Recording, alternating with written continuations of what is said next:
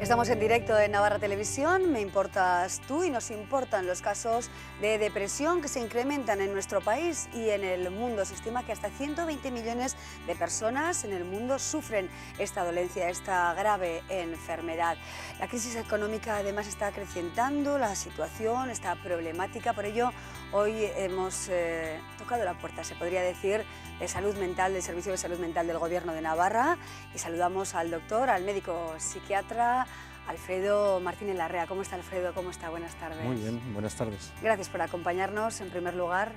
Los datos, desde luego, preocupan, ¿no? Decir 120 millones de personas parece algo exagerado, ¿no? Casi hay que leer la cifra dos veces. Sí. Esto, de todas maneras, es un tema que ya lo veníamos anunciando desde hace años, que en los países desarrollados la depresión se iría convirtiendo para el año 2020 en una de las principales causas de enfermedad en las sociedades desarrolladas. Se iba advirtiendo ya hace unos años porque... ¿Por qué, precisamente? Porque yo creo que el cambio de los patrones de vida, del estilo social, nos estaba haciendo cada vez más vulnerables.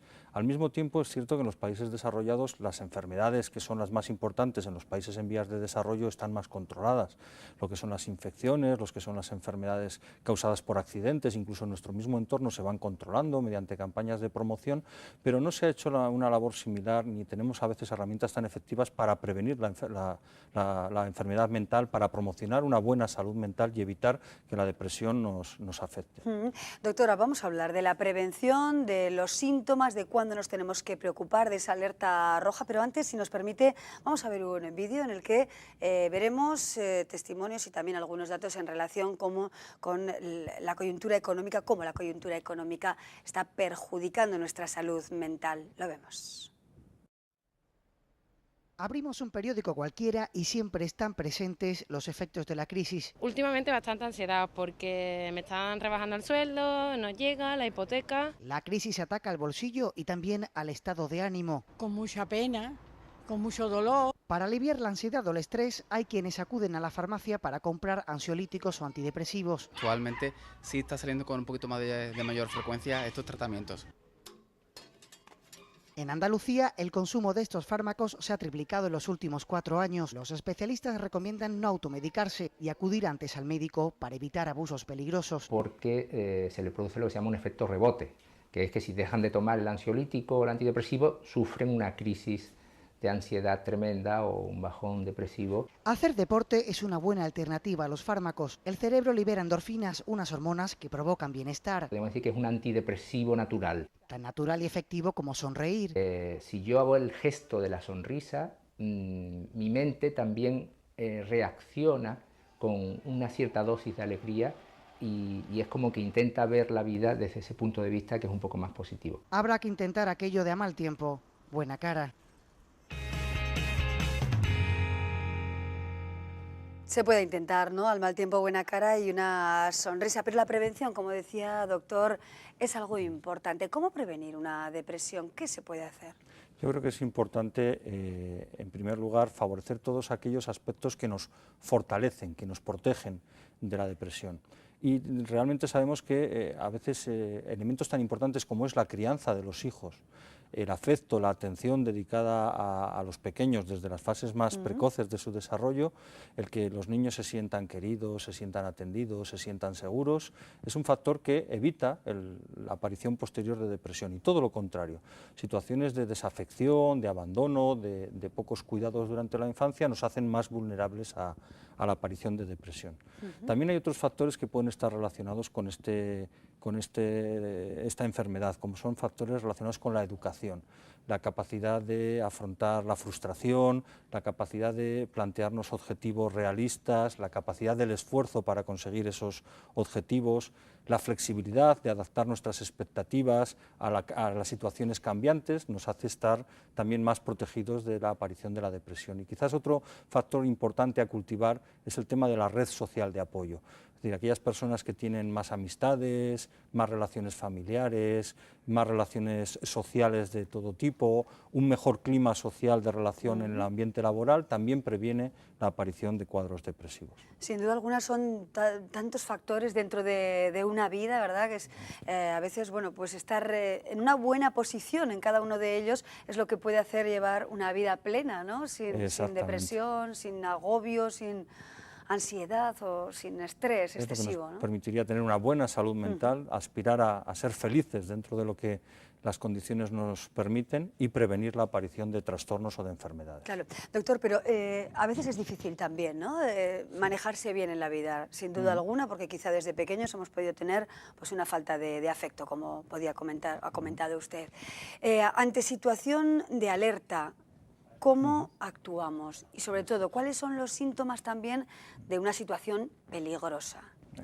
Yo creo que hay que diferenciar muy bien lo que son las reacciones normales ante una situación de peligro, de estrés, de agobio, como veíamos en el vídeo, que es normal ante la pérdida de un ser querido, ante la pérdida de un trabajo, ante el tener que salir de tu país, emigrar, ir a una cultura distinta. Todas estas situaciones de pérdida nos hacen sentirnos más tristes, nos hacen sentirnos más inseguros, nos hacen sentirnos más nerviosos, pero esas reacciones de ansiedad, de nervios, de inseguridad, pueden ser reacciones que nos lleven a ser más activos, a buscar soluciones, a resolver los problemas. Puede llegar un momento en que esa ansiedad sea tan intensa que nos bloquee, que no nos deje ver alternativas y que no nos deje plantearnos soluciones a los problemas, y entonces lo que ocurre es que pasamos de una situación de hiperactividad, de ansiedad, a una situación de tristeza, de desesperanza, de riesgo de caer en una depresión. Hay un factor clave que es si los síntomas que notamos son, tanto en su intensidad como en su duración, proporcionales a los problemas que tenemos.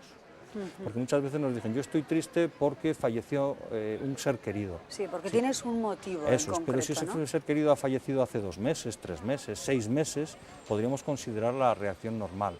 A los 5 o 6 años de fallecer el ser querido no podemos estar en una fase de duelo sin resolver. Constante, ¿no? Eso es. Hay que poner solución. Exactamente. Si la intensidad es tal que me hace pasarlo mal, que me hace sentirme triste y preocupado, pero yo puedo seguir manteniendo mi actividad social, laboral, familiar, es una intensidad proporcionada, pero si no me deja ni ir a trabajar, ni me deja disfrutar de un encuentro con los amigos, ya estaríamos hablando de niveles de ansiedad pues ya preocupantes y signo de alarma de que podemos estar ante una enfermedad. Sí. Doctor Martínez Larreal, yo no sé si en Navarra la situación también se está agravando, como en el mundo en general, si se percibe un incremento notable de esta dolencia. Estamos vigilantes, porque realmente los datos que tenemos de otros países y los datos que tenemos de otras situaciones de crisis económicas a nivel mundial nos indican claramente que la situación de crisis económica incrementa los problemas de salud mental. Incrementa claramente, por ejemplo, el problema de consumo de drogas, incrementa claramente los problemas relacionados con gestos o intentos de suicidio, e incrementa también lo que llamamos trastornos adaptativos. En este momento, a nivel de Navarra, lo que estamos es vigilante. ¿Por qué? Porque venimos de una situación de un crecimiento progresivo. Entonces, el detectar grandes variaciones en esta situación todavía no hemos llegado a detectarlas, a pesar de que podemos decir que desde el 2008 estamos en una situación de crisis. Pero el incremento ha sido progresivo, yo diría que desde los años 90, tanto en el consumo de las consultas de salud mental como en el consumo de fármacos. Y entonces lo que podemos hacer en este momento es vigilar. Quizás el termómetro más sensible es las urgencias, donde en urgencias sí que vemos pues, con frecuencia diaria problemas relacionados con intoxicaciones, con consumos de riesgo de drogas, de alcohol y con gestos de suicidio vinculados a situaciones de crisis muy coyunturales con lo que estamos viviendo. ¿Y qué solución? Porque se habla también del incremento del consumo de fármacos. La solución farmacológica no es la única, sin duda. La solución farmacológica para la crisis no es que no sea la única, es que no es la solución. Cada vez tenemos más claro que en las reacciones adaptativas o en las situaciones de depresión leve, los fármacos tienen menos efectividad que en las depresiones graves, y en los efectos secundarios que están asociados a los fármacos hacen que no compense el riesgo de tomar la medicación con los beneficios que se obtiene por la toma de los mismos.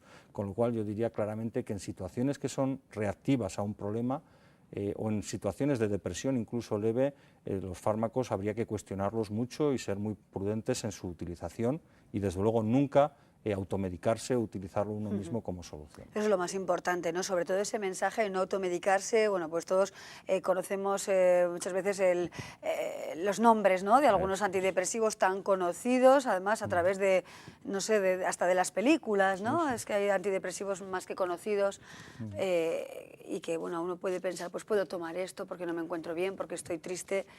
Es peligroso, ¿no? Las consecuencias pueden ser importantes y graves. Yo creo que hay que dejar claro, sabemos que Navarra, por las últimas encuestas de salud a la población, es una de las comunidades con más tendencia a automedicarse en temas relacionados con salud mental.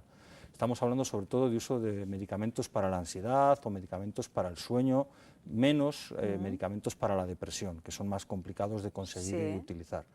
Los medicamentos para la ansiedad o para el sueño, lo que llamamos benzodiazepinas, tranquilizantes, ansiolíticos, tienen un inconveniente y es que generan con relativa facilidad, sobre todo si no se utilizan adecuadamente, primero tolerancia, es decir, que la dosis que en principio nos resultaba muy útil o incluso era excesiva y nos dejaba demasiado tranquilos, en nuestro cuerpo se acostumbra y necesitamos cada vez dosis mayores y genera un fenómeno de dependencia, de ir consumiendo cada vez más de esos fármacos y nos genera un problema para dejarlos, porque al dejarlos podemos sufrir un síndrome de abstinencia.